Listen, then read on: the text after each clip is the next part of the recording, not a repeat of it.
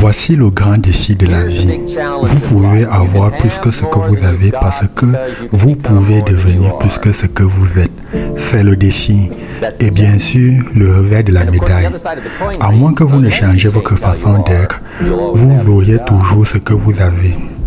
J'ai découvert par expérience que le revenu ne dépasse pas de loin le développement personnel. Maintenant, parfois, les revenus font un bon chanceux. Mais bien sûr, à moins que vous ne grandissez, là où il se trouve, il reviendra généralement là où vous êtes. La vie a des chemins étranges. Si quelqu'un vous donne $1 million, le mieux est que vous deveniez millionnaire rapidement. Donc, vous pouvez garder l'argent, sinon, bien sûr, il disparaîtra. Quelqu'un a dit un jour, si vous prenez tout l'argent du monde, répartissez à part égale entre tout le monde, tout serait bientôt de retour dans les mêmes poches. Incroyable. Le succès est quelque chose que l'on attire, pas quelque chose que l'on poursuit. Le succès cherche un bon endroit où s'installer. Au lieu de courir après le succès, concentrez-vous vous-même sur votre développement personnel. La question principale à se poser concernant votre travail n'est pas « qu'est-ce que j'obtiens ?» La véritable question est « en quoi est-ce que je deviens ?» Donc, la grande question n'est pas « combien je suis payé ici ?» La grande question est « en quoi suis-je en train de devenir ?» Parce que le vrai bonheur ne réside pas dans ce que vous obtenez, le bonheur réside dans ce que vous devenez. C'est donc notre sujet principal pour ce soir, le développement personnel. Parmi toutes les leçons que M. Schoff m'a données à l'âge de 25 ans, celle-ci a probablement été la plus difficile. Le sujet suivant s'appelle les lois fondamentales. Et il est important d'étudier les bases. Je les appelle bases principalement parce qu'elles proviennent de la Bible. Maintenant, je ne suis ni théologien, ni ministre, et cela sera évident. Mais M. Schoff m'a appris que la Bible était un excellent manuel pour des idées, des histoires, des équations de réussite, et pour apprendre à mener une vie meilleure. J'ai découvert que c'était vrai. Il m'a aussi appris que la Bible est aussi pratique qu'elle est spirituelle, et j'ai découvert que cela était vrai. Si vous regardez le compte bancaire et vos revenus que vous n'êtes pas satisfait, il y a plusieurs passages dans la Bible où vous pouvez vérifier ce qui ne va pas afin d'apporter des changements nécessaires. D'accord, le sujet suivant est mon préféré, c'est fixer des objectifs. Monsieur Schoff m'a appris à me fixer des objectifs et quelle chance ce fut.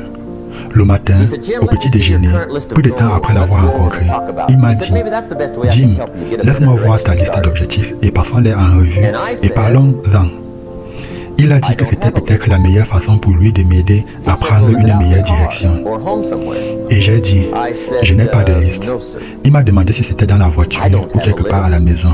J'ai dit « Non, monsieur, je n'ai pas de liste quelque part. » Il a dit « Eh bien, jeune homme, c'est par là que nous devons commencer. » Il a dit que je peux te dire tout de suite, si tu n'as pas de liste d'objectifs avec toi, il a dit qu'il pouvait deviner mon solde bancaire à quelques centaines de dollars près. Ce qu'il a fait, et cela a attiré mon attention.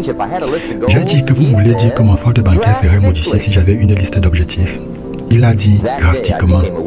Ce jour-là, je suis devenu volontairement un étudiant pour apprendre comment me fixer des objectifs. Eh bien sûr, apprendre à se fixer des objectifs a changé ma vie et je me demande souvent pourquoi personne ne m'a jamais appris à me fixer des objectifs jusqu'à l'âge de 25 ans. Je suis allé au lycée, mais s'il l'offrait, je l'aurais raté. Je suis allé à l'université pendant 1 an, je n'ai jamais entendu parler de ça. Je travaille pour CERS, sérieusement. Et à ma connaissance, personne ne m'a jamais appris comment me fixer des objectifs. Alors, me voici à 25 ans, marié, fondant ma famille. Je suis allé à l'université, je travaille et je ne sais toujours pas comment me fixer des objectifs. Mais heureusement, à 25 ans, j'ai rencontré l'homme qui m'a appris comment le faire et cela a révolutionné toute ma vie économique, sociale et personnelle. C'est incroyable. Je veux donc partager avec vous ce soir ce que M. Schoff a partagé avec moi sur la façon de se fixer des objectifs. Cela peut changer des vies. D'accord? Le sujet suivant est la partie négative du séminaire. La vie est en partie négative. Nous devons donc parler du négatif. Et ce sujet s'appelle les mauvaises habitudes. Les mauvaises habitudes. Il y a beaucoup de choses qui peuvent ruiner vos chances de bien faire. Nous vivons dans un monde plutôt dangereux. Vous ne devez pas seulement être sage, vous devez être prudent. Maintenant, les mauvaises habitudes sont tout aussi graves que les maladies physiques, l'hypertension artérielle, les problèmes cardiaques. Je veux dire, beaucoup de ces choses laissent vos chances de bien faire. Le Royaume-Uni est un monde plutôt dangereux. Il ne faut donc pas seulement être sage, il faut être prudent. Le dernier sujet que nous allons aborder ce soir s'intitule « Le jour qui change votre vie ». Nous allons explorer ce thème en discutant des émotions qui peuvent transformer une existence. Les êtres humains sont avant tout des créatures émotionnelles. Et les émotions peuvent posséder un pouvoir immense pour provoquer le changement. Cependant, il est important de noter que ce pouvoir peut aller dans les deux sens. Les émotions peuvent construire ou à l'inverse détruire. C'est pourquoi il est crucial d'apprendre à les gérer correctement. Nous définissons souvent l'utilisation comme étant la gestion intelligente des émotions humaines. Si vous parvenez à appliquer vos émotions de manière réfléchie et dans la bonne direction, les résultats peuvent être extraordinaires. En fait, il suffit d'un seul jour pour transformer votre vie. Un jour bien utilisé peut suffire pour tout changer. C'est précisément ce dont nous allons parler ce soir. Ok. Maintenant, c'est beaucoup à couvrir en une soirée, mais nous allons continuer ici et voir si nous ne pouvons pas tout faire. J'aimerais maintenant que nous définissions le thème du séminaire. Chaque séminaire, je suppose, devrait avoir un thème. Et le nôtre en a un. Ce thème est mentionné dans notre documentation, si vous ne l'avez pas remarqué. Mais, si ce n'est pas le cas, pour vos notes, voici le thème du séminaire. La clé principale de votre meilleur avenir, c'est vous. C'est le thème de notre séminaire ce soir. La clé principale de votre meilleur avenir, c'est vous. J'aimerais également que vous souligniez deux mots pour mieux ancrer cette idée. La clé principale est vous. Ainsi, la phrase complète se lit « La clé principale de votre meilleur avenir, c'est vous ». Ma première suggestion est de transférer cette phrase sur un carton ou un support visuel que vous pourriez garder à portée de vue. Placez-le quelque part où vous pouvez le voir chaque jour, de préférence au début de la journée. Avant de commencer vos activités, prenez un moment pour le lire et réfléchir à sa signification. C'est une bonne attitude, une sorte de séminaire silencieux. Laissez cette phrase résonner en vous pendant la journée. La clé principale de votre meilleur avenir, c'est vous. Pour ma part, je dois admettre que pendant une grande partie de ma vie, je ne comprenais pas vraiment cette vérité. C'était l'une de nombreuses choses que je n'avais pas encore comprises.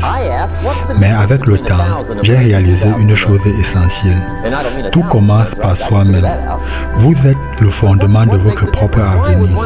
Voilà le message clé de notre séminaire ce soir. De nombreuses choses m'ont troublé à cette époque. Je me demandais pourquoi deux personnes pouvaient travailler pour la même entreprise et faire 2 fois plus d'argent. Ça m'avait troublé. Peut-être qu'ils avaient le même âge, avaient fréquenté dans les mêmes écoles, vivaient dans la même communauté et travaillaient pour la même entreprise, proposant les mêmes produits et services. Ils partageaient le même environnement, faisaient face aux mêmes défis, et pourtant, l'un gagnait $1000 par mois, tandis que l'autre en gagnait $2000. C'était ma question. Pourquoi, malgré cette longue liste de similitudes, l'un gagne-t-il 2 fois plus que l'autre? J'ai posé la question. Quelle est la différence entre $1000 par mois et $2000 par mois? Je ne parle pas simplement de vivre avec $1000 par mois. Cela, on peut le gérer. Mais qu'est-ce qui crée réellement cette différence? Pourquoi une personne peut-elle réussir 2 fois mieux, voire 3 fois mieux d'un point de vue économique? Je comprends qu'il existe plusieurs façons de réussir. Mais dans ce contexte spécifique, qu'est la compensation? Qu'est-ce qui fait la différence?